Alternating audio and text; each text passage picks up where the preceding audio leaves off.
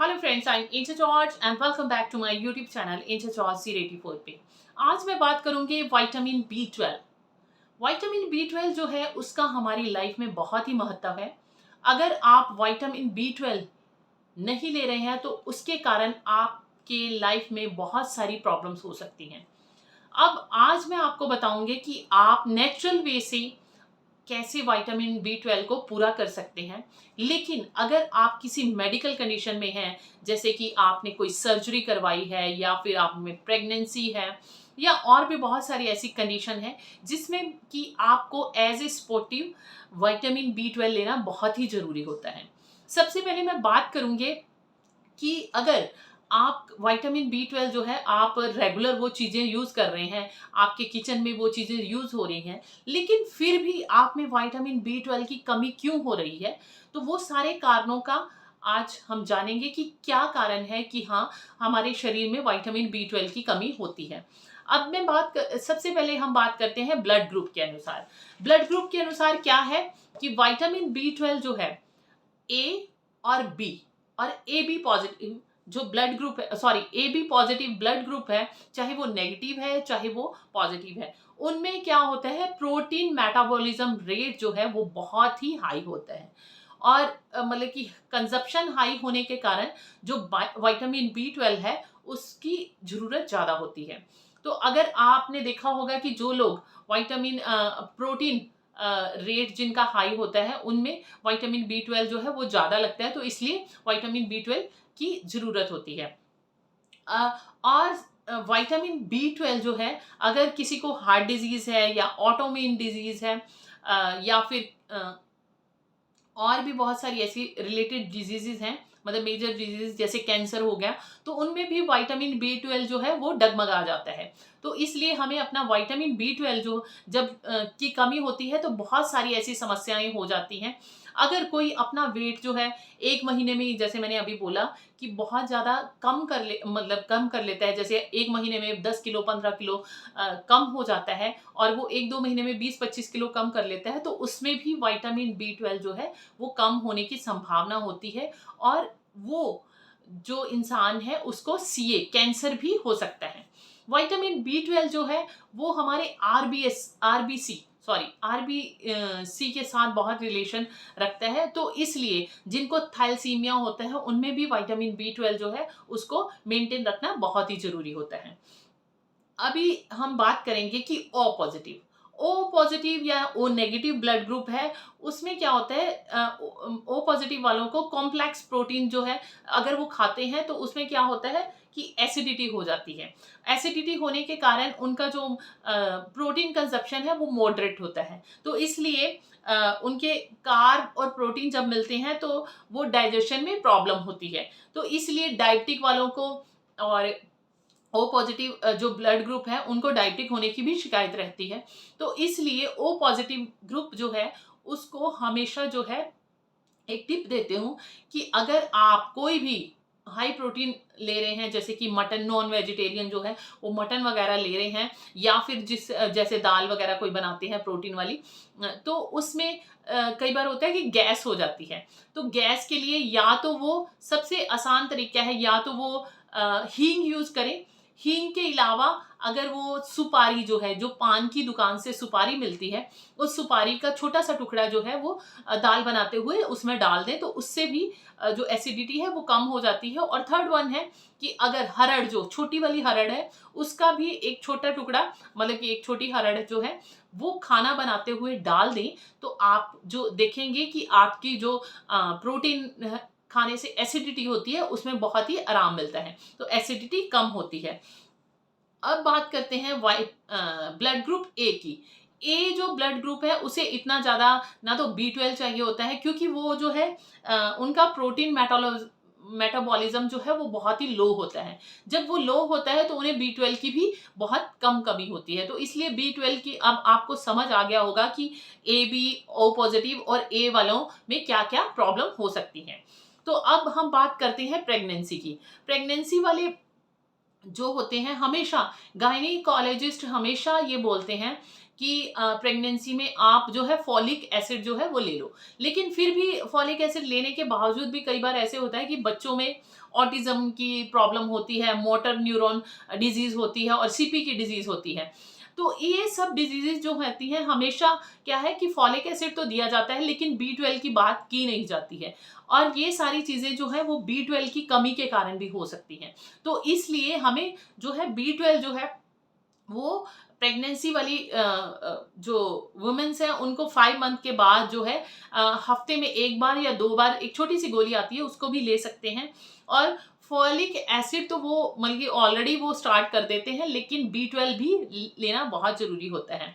B 12 जो है वो हार्ट डिजीज वालों के लिए भी बहुत इंपॉर्टेंट होता है, क्योंकि इसमें क्या होता है कि ट्राइग्लाइसाइड जो होता है उसको मेल्ट करने में बी 12 और बी 6 का बहुत ही बड़ा हाथ होता है। तो इसलिए जितने भी हार्ट डिजीज वाले पेशेंट हैं या फिर जिनको हाइपरटेंशन होती है तो उन्हें भी बी 12 और बी 6 लेना बहुत जरूरी है। ऐसे ही डायबिटिक वाले पेशेंट जो हैं उनको भी बी 12 लेना बहुत जरूरी होता है, क्योंकि बी 12 जब वो रेगुलर बेसिस पे इंसुलिन वगैरह लेते रहते हैं तो उनमें बहुत सारी ऐसी चेंजेस आती हैं। उनमें वीकनेस फील होती है, वीक फील करते हैं, स्ट्रेस में रहते हैं, उनका किसी भी काम में दिल नहीं लगता है, वो अपने आप को बड़ा लेथार्जी सा फील करते हैं। तो इट मीन्स कि बी 12 की कमी कहीं ना कहीं है। तो इसलिए डायबिटिक वाले पेशेंट्स को भी बी 12 जरूर लेना चाहिए।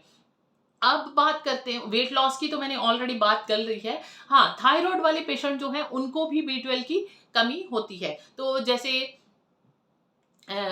थायराइड की कोई मॉर्निंग में थायरोसिन या और भी बहुत सारी थायरॉक्सिन ऐसे करके टैबलेट लेते हैं, अगर वो वाली टैबलेट ले रहे हैं तो उन्हें बी 12 की कमी 100% होगी। तो इसलिए आपको भी बी 12 जो है अपना मेंटेन रखना होता है। अब बात करते हो स्टीरॉयड वाले, जैसे कि हम पीसीएम लेते हैं या फिर कोई और टैबलेट लेते हैं, किसी भी तरह की कोई भी हम एंटीबायोटिक लेते हैं या फिर स्टीरॉयड लेते हैं, तो उनमें जो है विटामिन बी 12 की कमी बहुत ज़्यादा हो जाती है। तो इसलिए विटामिन बी 12 के साथ कैल्शियम और बी 12 का कॉम्बिनेशन लेना बहुत ज़रूरी है। इसमें आरबीएस के ऊपर इम्यूनिटी कम हो जाती है, हमारा एचबी कम हो जाता है। तो इसलिए बी 12 लेना बहुत ज़रूरी है। अगर कोई स्टीरॉयड ले रहा है तो उसे दालचीनी वाली चाय लेनी बहुत ज़रूरी है। और दूसरी बात है कि उन्हें अनार का जूस लेना चाहिए, उसमें भी बी 12 बहुत अच्छी मात्रा में होता है। अब बात करते हैं कि टेंशन, अगर किसी को बहुत ज़्यादा मतलब स्ट्रेस रहता है या फिर कोई ब्रेन से रिलेटेड या न्यूरो से रिलेटेड कोई भी मेडिसिन वगैरह ले रहे हैं तो उनको भी बी 12 की कमी हो जाती है। अब बहुत सारी ऐसी बातें हैं, अब ये सारी बातें सुन के आपके माइंड में आ रहा होगा कि बी 12 आखिर नॉर्मल कितना होना चाहिए। हमारे इंडिया में तो नॉर्मल जो है 200 से अबव होना चाहिए, लेकिन 300 to 5 की रेशो में रहना चाहिए, ये नॉर्मल है। और 700 से ऊपर नहीं जाना चाहिए। लेकिन अगर उससे ऊपर जाता है, जैसे समटाइम बहुत सारे ऐसे सीए वाले पेशेंट्स होते हैं जिनका जो या फिर जिनका मेटाबॉलिज्म जो है वो हाई होता है, उनका 2000 तक भी पहुंच जाता है, वो दोनों ही तरह से रिस्की है। अगर वो 200 से कम हो जाता है तब भी रिस्की है, और अगर मतलब 700 से अबव हो जाता है तो भी रिस्की है। तो इसलिए नॉर्मल जो है वो 200 से या 300 to 500 रहना चाहिए। तो अभी मैं बात करूँगी कि जो लोग ग्रीन कम लेते हैं उनके भी प्रोटीन की कमी हो जाती है। वेट स्टैग्नेंट के बारे में मैं ऑलरेडी बोल सकती हूँ। थैलेसीमिया जिनको होता है उनको भी बी 12 मतलब आरबीसी नहीं बनते हैं, तो आरबीसी कम होने के कारण भी बी 12 की कमी हो जाती है। जो एस्थमा के रोगी हैं उनको भी बी 12 की बहुत ज़रूरत होती है, इसलिए एस्थमा रोगियों को भी बी 12 लेना चाहिए। सर्दियों में मतलब कि टेम्परेचर बैलेंस करने के लिए भी बी 12 लेना बहुत ही ज़रूरी है। आपने देखा होगा कि जितने भी मतलब फॉरेन वाले हैं, जैसे इंग्लैंड में रहते हैं जहाँ ठंड होती है, वहाँ पर भी बी 12 की कमी बहुत होती है। क्या होता है कि जब ओल्ड एज में हो जाते हैं 60 प्लस में या 60 से अबव वाले जितने भी हैं, उनमें डायमेंशिया की प्रॉब्लम बहुत होती है, क्योंकि बी 12 का सीधा संबंध है हमारे ब्रेन के साथ भी होता है। यानी कि आरबीसी अगर कम होगा तो ब्रेन में जो है ब्लड जाता है, ब्लड सप्लाई जाती है, तो उसमें ऑक्सीजन लेवल कम होगा। तो इसलिए बी 12 जो है वो बहुत ही ज़्यादा इम्पॉर्टेंट है। जो हमारी स्पाइनल कोड है यानी कि बैकबोन है और बोन्स है, उनके लिए भी हमारा B12 जो है वो बहुत ज़रूरी है। इसके साथ-साथ मतलब कि CSF वगैरह के लिए भी B12 इम्पॉर्टेंट है, लेकिन आपने देखा होगा कि कैल्शियम के साथ K2 जो है विटामिन डी, कैल्शियम के साथ विटामिन डी तो हमेशा दे देते हैं, लेकिन K2 के बारे में कोई बात नहीं करता है। K2 जो है वो भी बहुत इम्पॉर्टेंट है, विटामिन बी। ये थोड़ी सॉरी थोड़ा जो वीडियो है वो लंबी हो रही है, लेकिन ये सारी इम्पॉर्टेंट चीज़ें आप लोगों के लिए बहुत ही ज़रूरी हैं। अब बहुत सारे वीडियो मैंने देखी हैं कि हाँ, मोरिंगा के बारे में बहुत लोग बात करते हैं कि अगर B12 की कमी है वो बहुत ही ज़्यादा उनसे पालक से ज़्यादा होता है, उसमें प्रोटीन दूध से ज़्यादा होता है, मतलब बहुत सारी ऐसी चीज़ें देखने को वीडियो में मिलती हैं।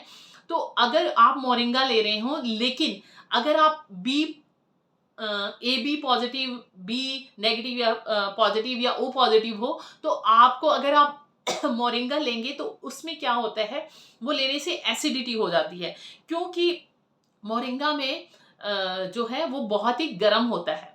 तो इसलिए मोरिंगा अगर आप लेते हैं तो उसमें आपने देखा होगा, मोरिंगा जो है साउथ में बनता है, लेकिन वो उसमें क्या है, इमली बहुत डालते हैं, उसमें हींग का तड़का लगाते हैं, और भी बहुत सारी चीज़ें ऐसे डालते हैं, मतलब कि वो अकेला मोरिंगा नहीं खाते हैं। वो अपना मोरिंगा ड्रम स्टिक है उसको उसमें सूप में यूज़ करते हैं, और भी बहुत सारी चीज़ों में यूज़ करते हैं, सांभर में यूज़ करते हैं। तो उसके साथ वो बहुत सारी चीज़ें डालते हैं, वो अकेला मोरिंगा नहीं खाते हैं। तो इसलिए बी, AB और O पॉजिटिव ग्रुप वाले जो हैं, उनको जो है मोरिंगा डायरेक्ट नहीं लेना चाहिए, उससे एसिडिटी हो जाती है। तो पहले उन्हें अपना पीएच जो है वो नॉर्मल करना चाहिए, उसके बाद वो मोरिंगा लें। आजकल बहुत मोरिंगा के बारे में बातें चल रही हैं, तो इसलिए मेरा मन हुआ कि मैं मोरिंगा के बारे में भी बता दूँ। दूसरी बात ये है कि मोरिंगा अगर नहीं ले सकते तो स्पाइरुलिना, स्पाइरुलिना के बारे में आपने बहुत सुना होगा कि हाँ, स्पाइरुलिना में ये होता है, लेकिन स्पाइरुलिना के लिए मैं किसी के लिए रिकमेंड नहीं करूँगी। आप किसी भी कंपनी का, आजकल बहुत सारी कंपनीज़ हैं, उनके ले सकते हैं, तो वो B12 की कमी को पूरा करेगा, और जो भी मैंने अभी डिज़ीज़ के बारे में बताया है, उन सबको वो सॉर्ट आउट करेगा। अब स्प्राउट जो लेते हैं, मोस्टली स्प्राउट्स क्या है, उन्हें हम स्प्राउट बनाते हैं और स्प्राउट ले लेते हैं, लेकिन अगर उन्हें स्टीम करके लिया जाए तो उसका जो है मेटाबॉलिक रेट जो है वो सही हो जाएगा, मतलब कि वो एसिडिटी नहीं करेगा। और कई बार होता है जब कोई स्प्राउट खा रहा होता है तो ऐसे लगता है कि उसमें मिट्टी सी खा रहे हैं या कुछ और, टेस्ट अच्छा नहीं लगता है। तो इसलिए स्प्राउट के ऊपर अगर छोटी छोटी पत्तियां होंगी तो उसमें क्या होगा, जो ये है मैग्नीशियम और B12 जो है वो बहुत अच्छा होगा। दही में अगर आप चीनी डाल के खा रहे हो या कुछ और खा रहे हो तो फिर उसमें B12 नहीं होगा। इसलिए छाछ जो कि नमकीन होती है उसमें B12 अच्छी मात्रा में हो सकता है।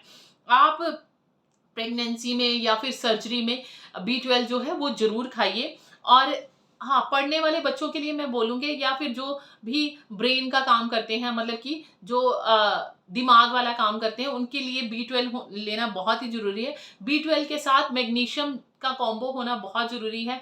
इन सब दोनों चीज़ों को अगर आप कॉम्बिनेशन में लेते हो तो आप लोगों के लिए बहुत ही फ़ायदेमंद होगा। आपने देखा होगा कि बहुत बार ऐसे होता है, अचानक से किसी को पता चलता है कि हाँ, कि इन्हें या चीज़ें भूलने लग गई हैं या इनमें ये सारी प्रॉब्लम्स हो गई हैं, वो सारी B12 की कमी के लिए होता है। B12 एक हिडन सा न्यूट्रिएंट है जो कि हमारी बॉडी के लिए बहुत ही बेनिफिशियल है, लेकिन B12 की बात जो है वो बहुत कम लोग करते हैं। ये सारी जैसे कि अभी अगर आपका B12 सही होगा तो आपकी स्किन भी बहुत ग्लो करेगी, आपके हेयर बहुत अच्छे होंगे, आपको डिप्रेशन नहीं होगा, आपकी जो मतलब कि डाइजेशन है वो सही होगा। इन सब चीज़ों के साथ जो है B12 का रिलेशन है। B12 एक ऐसा बंदा है कि हाँ, वो छुपा ज़रूर रहता है, लेकिन उसकी इम्पोर्टेंस बहुत ज़रूरी है।